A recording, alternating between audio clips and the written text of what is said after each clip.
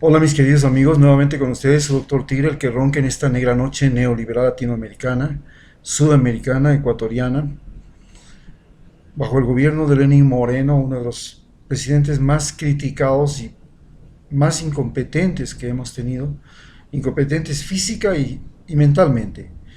No puede trabajar más de 2 horas diarias y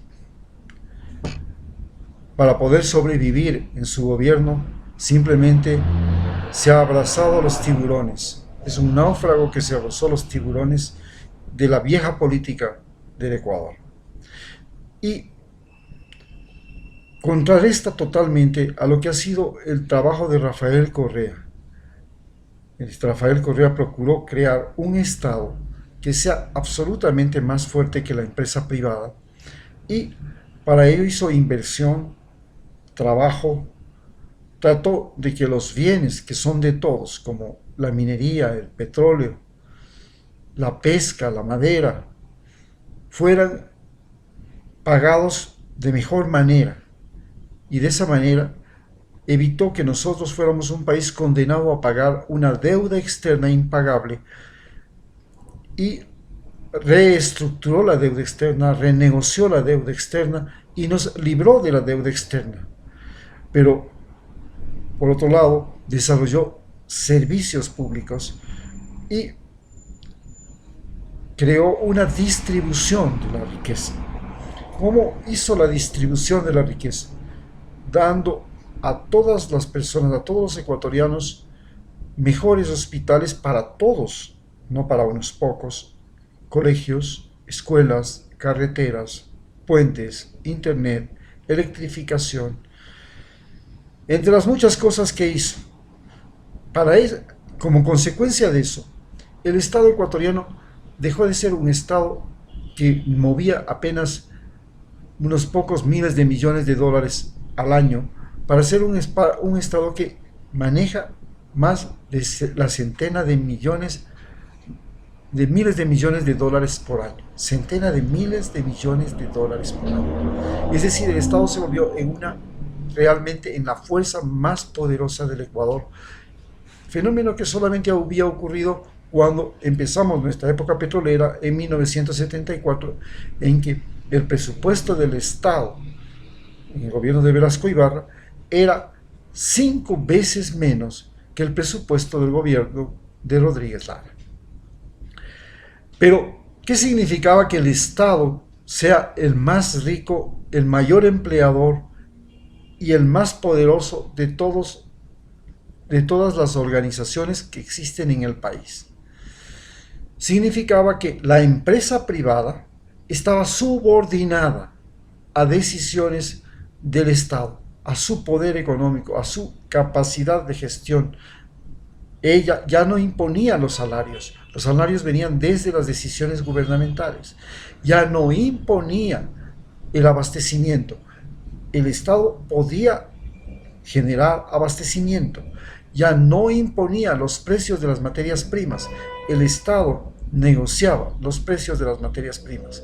Esto le restó mucha posibilidad a los grandes terratenientes que, a su vez, vinculados con los exportadores y los industriales, los comerciantes, habían heredado de España un país llamado Ecuador desde 1830 que se creó con la finalidad de no pagar impuestos por la tierra y por la riqueza y de tener a los indios bajo la autoridad del patrón, dueño de vidas y haciendas.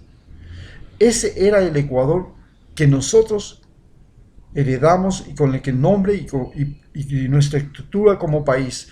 Nosotros nos independizamos de España no para liberar a los indios, no para liberar a los negros, no para liberar a los pobres. Nosotros nos independizamos de España porque la Iglesia Católica, que era el mayor terrateniente de toda América Latina, no quería pagar impuestos y no quería soltar a los indios. Y los terratenientes tampoco lo querían hacer. Por eso se independizaron.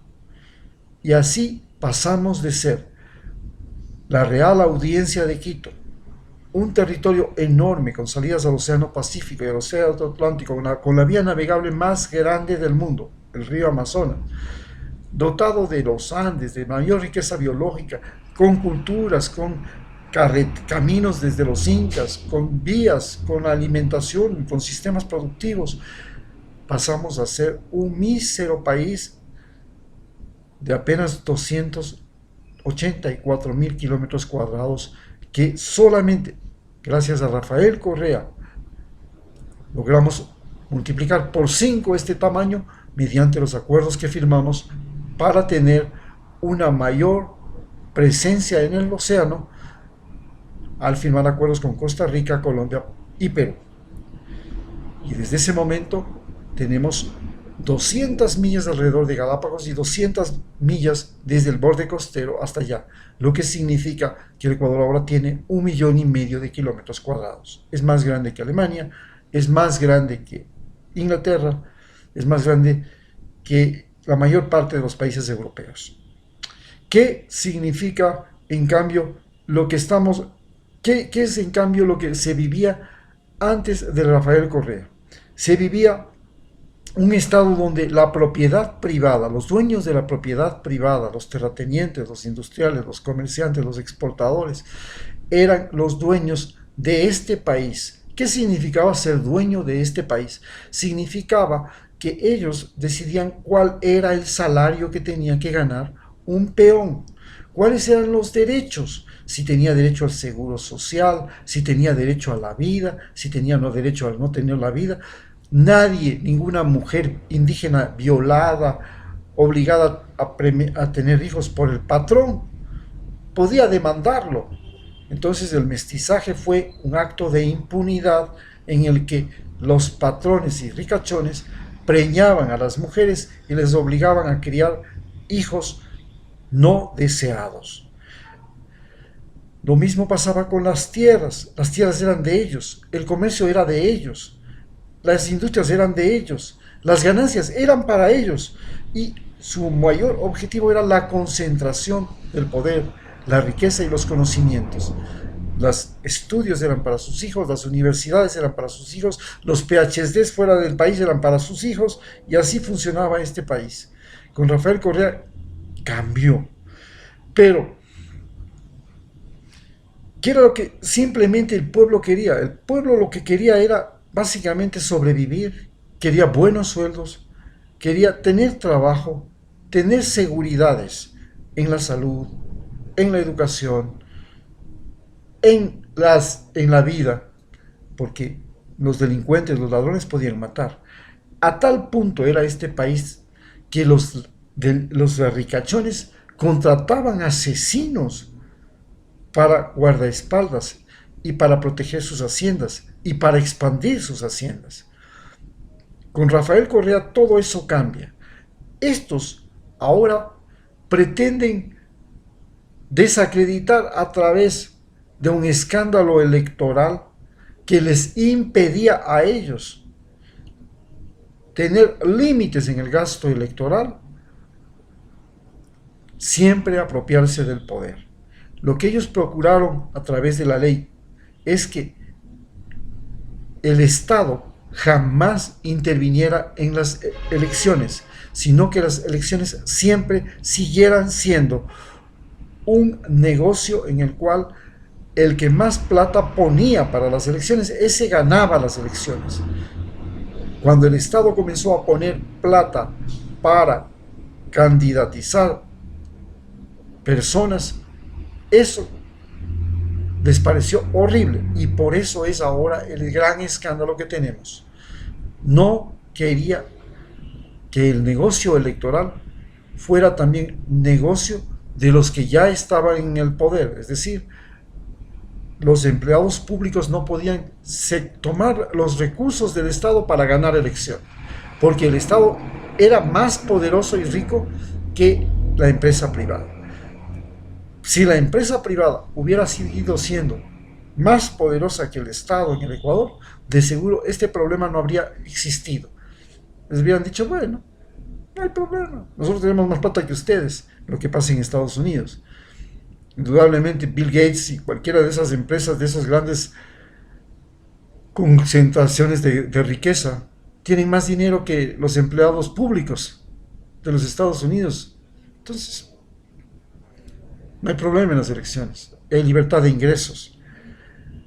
Pero lo correcto que se planteó en la Constitución ecuatoriana es que había un límite de gasto electoral, que todos tenían la misma oportunidad y que los partidos no tenían que candidatizar solo a los más ricos y que aportaban con dinero para la campaña, sino que era justamente tenían que candidatizar a la gente que no iba a aportar con ningún real a la campaña. Y eso jamás sucedió. Muchas gracias.